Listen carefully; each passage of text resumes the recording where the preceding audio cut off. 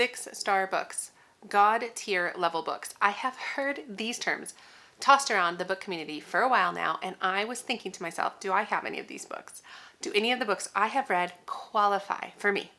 Yes, there are some that came to mind, and that's what this video is. I want to share with you the books that I would label as like 6-star books.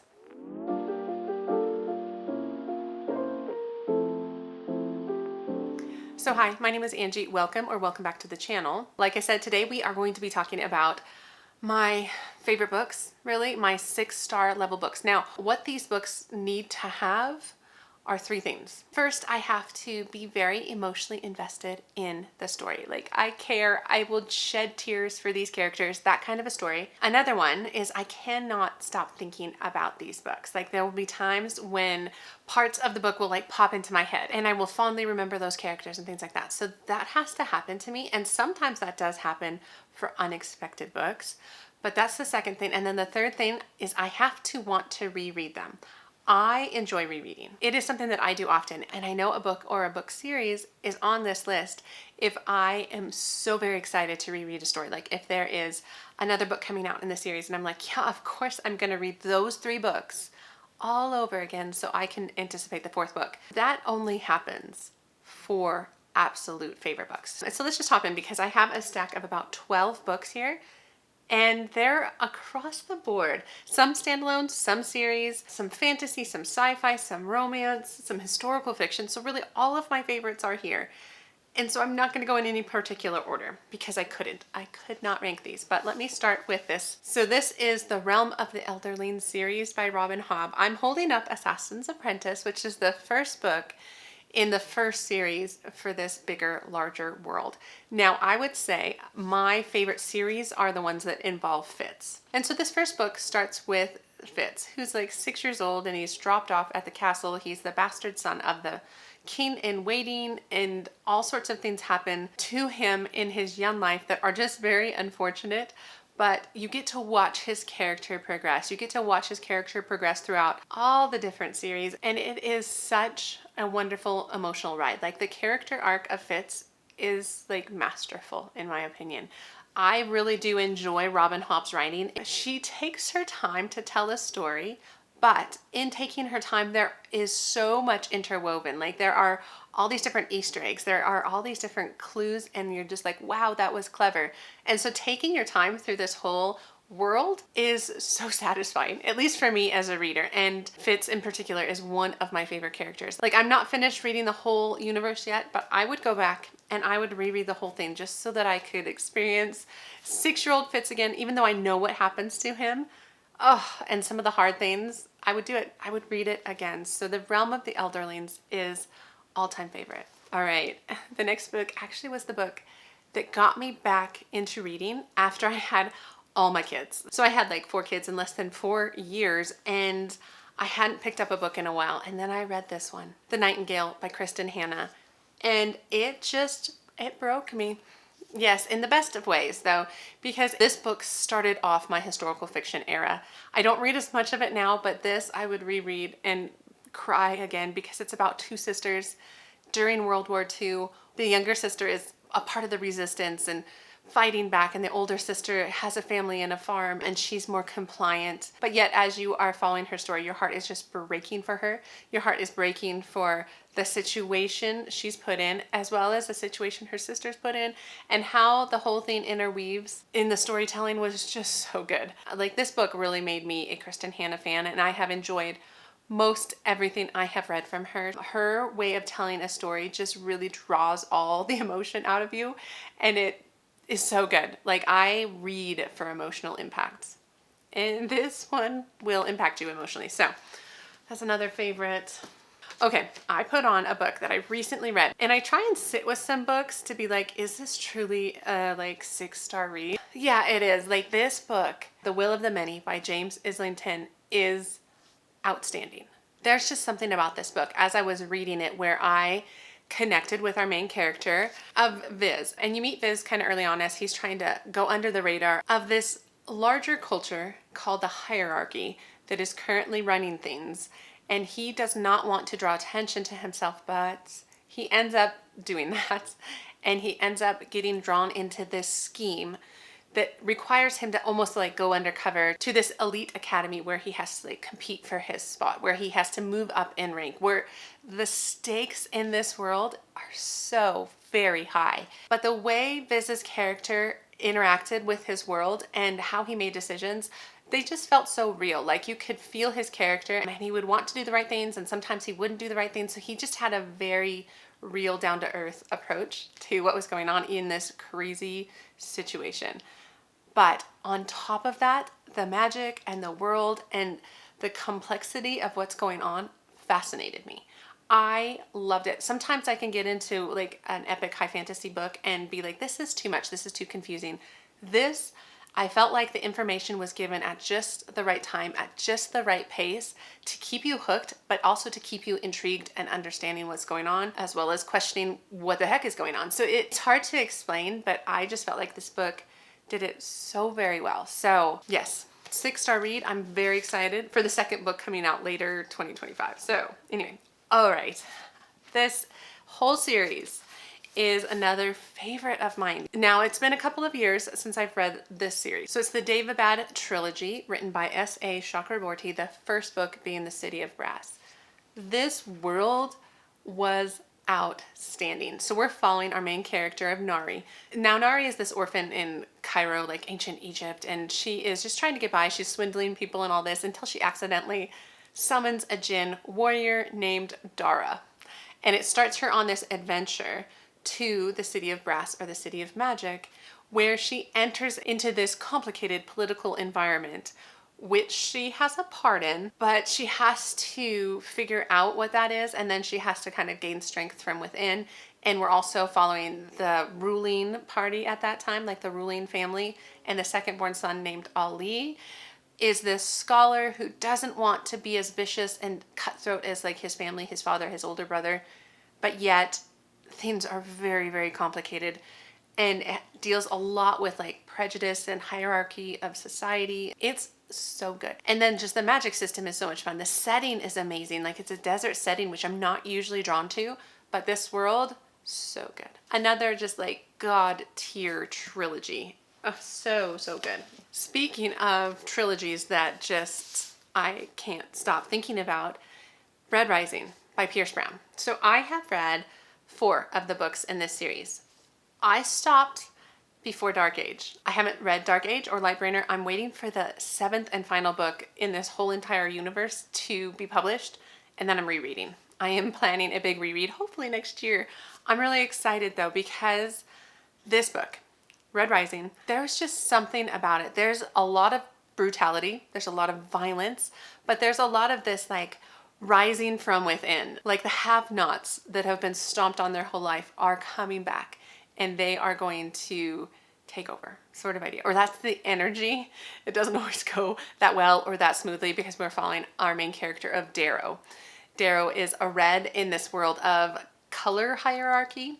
The golds being the top, and then a number of colors, and then the reds being the bottom. And the reds are on this planet because this is a sci-fi world where they are being told that they need to mine underground for certain elements. I can't quite remember. It's been a number of years. And these elements will help like terraform the surface of Mars. But they don't know the fact that it's been terraformed for a long time, and the golds and other colors have been living in luxury above the surface while the reds are dying and just basic slave labor. So once he has his eyes open to some of that, like even though it's a very brutal world, like the stakes again are very high in this book and this whole story, he finds a way to go like almost undercover to infiltrate the golds and like blow it up from inside.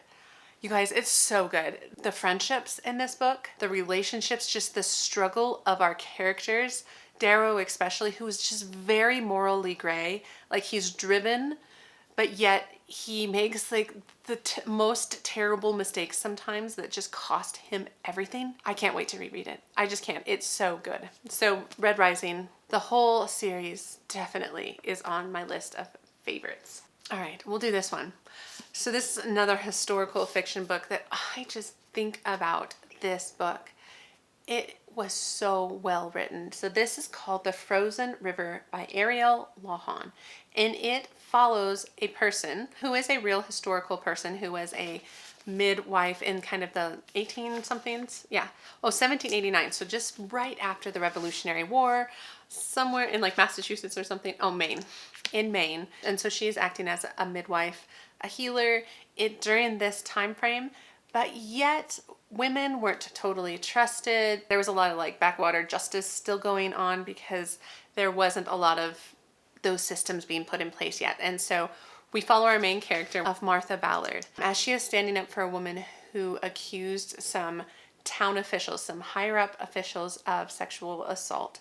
And Martha is getting involved. Her life, her farm, her family can be in jeopardy when she speaks out in this way. And so it's just such a powerful book, and her inner drive to do what was right was just so inspiring. Her relationship with her husband and just the trust there, and her older adult children, and just the depiction of life in these smaller towns when bad things happen, when people are faced with what to do and what is right and what is expected. It was powerful and moving, and I highly recommend this one. So I think about this one often. I'm not sure if I'm ready for a reread just because it's a very hard book at times. So I had to run upstairs and grab a couple of my young adult series that are just 6-star ultimate favorite series that I talk about on this channel all the time, and so this should probably surprise nobody, but the Legendborn series by Tracy Deonn.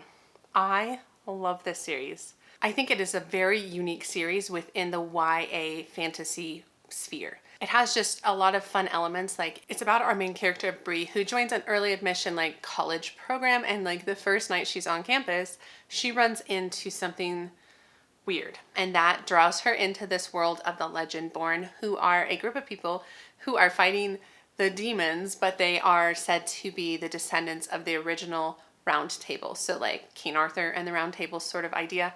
And so Bree gets involved. She gets involved because she's investigating what happened to her mom, and it seems to be linked to this group. And so she's kind of infiltrating. That's where it starts, the beginning of this book. And now we're 3 books deep, and I think there's supposed to be a 4th book.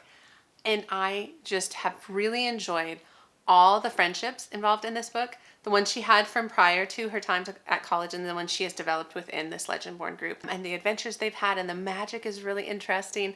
And the relationship is really fun. There's a bit of a love triangle. I mean, it is YA. But I enjoy a good love triangle, and this one was well done. But I'd say my favorite part of this book and this whole series is Bree's like character arc. She is like this highly loyal person to her friends and family, but yet she's so very impulsive, and she just does really, really stupid stuff. But she grows in that, and it's so much fun. I love these books. So 6-star, and this is probably the best example of where I'm going to be reading these 3 books prior to the 4th book coming out, and I'm just gonna love it. I'm not gonna care that I have hundreds of other books to read because I want to reread that book. So same goes for this series though, is the Inheritance Game series by Jennifer Lynn Barnes. Such a favorite series. Last year I did a reread of this series. Holds up, still so good. It follows our main character of Avery, who is down on her luck, and she's like living out of her car until one day she is contacted to say that she has inherited a bunch of money from this billionaire in Texas that she doesn't know. And she's been summoned to the will reading, so she goes expecting very little, only to find out she is the sole inheritor of like the entire estate. But there are stipulations. She has to stay in this house, the Hawthorne Mansion, with this man's 4 grandsons for a year. But there are mysteries and puzzles and games and riddles throughout this whole series that are just so very interesting. But the story arc of this first initial trilogy, I loved. I found it very interesting as you're kind of going through some of the back history of this rich family, as well as you're trying to figure out Avery's connection to it and why her. The why her question just like drove the whole series. And for me, I needed to know. And so, I love this series. Again, it's YA. There's a bit of a love triangle. Not a bit. There's a large love triangle. And I loved it. It was so much fun. So this is another just 6-star series. Okay, but this one, I don't know what it is exactly about this book and this series, but I am hooked. I love it. I think it's the world. The world is so rich. And so this is Swordcatcher by Cassandra Clare. And so now I'm in the process of reading her Shadowhunter world, which is more of her YA series. This is an adult series. The complexity of the world and our characters and the character motivations are so good. This is actually called the Chronicles of Castelline. So there's a city, and within the city there is a prince, Prince Connor, and Kell, his sword catcher. So you follow Kell kind of early on in the book as he's a child selected out of an orphanage to be Connor's like body double, if you will. Like he is the one that replaces Connor in dangerous situations. Like there's this magic amulet he wears that nobody can tell the difference sort of idea. And so you're following their friendship, which I think is partly what I loved about this book. It was just the depth of their friendship, even though it's a prince and like a commoner who's pretending to be his like cousin or something. So he is in this royal court. And then we have our main female character of Lynn, and Lynn is part of this group who isn't necessarily ostracized, but sort of. They still have a bit of magic. And so in Lynn's case, she has wanted to become a physician. It's not necessarily accepted by her people, especially when she wants to help not just her people, but the city at large, and that ends up her crossing paths with Connor and Kell. The backstory of what's going on with the king and some other things, it's just intriguing to me. And so there's 2 books out in this series, but it's still incomplete, but it's definitely on my like 6-star best ever reads. Okay, the last one I'm going to end this with is a dark academia book. Now, I went back and forth between this book and The Secret History by Donna Tartt. I went with If We Were Villains by M.L. Rio because I think about this book more. I can't even remember if I gave it a full 5 stars or if I gave it 4 stars. I probably should check and make it a 5-star book because I think about it, like I just said. This is a book that is about a group of students, 4th-year students in this like artsy school. Now they are part of the drama department, and this department pretty much only does like Shakespeare.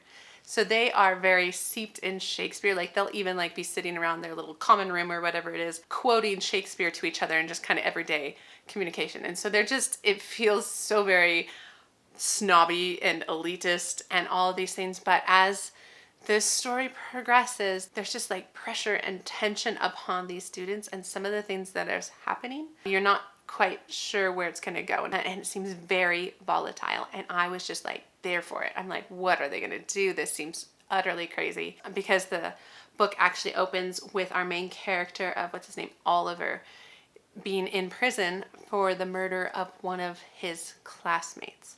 And so you're wondering, did he do it? And so there's a little present day timeline with him getting out of prison, but most of the story is being told during their like final year as everything is like crumbling around them and the relationships you're questioning, and just it's really good. And so it just makes the book very top-notch dark academia. Highly atmospheric, focusing on this group of entitled kids that you're just like, I can't not watch this train wreck.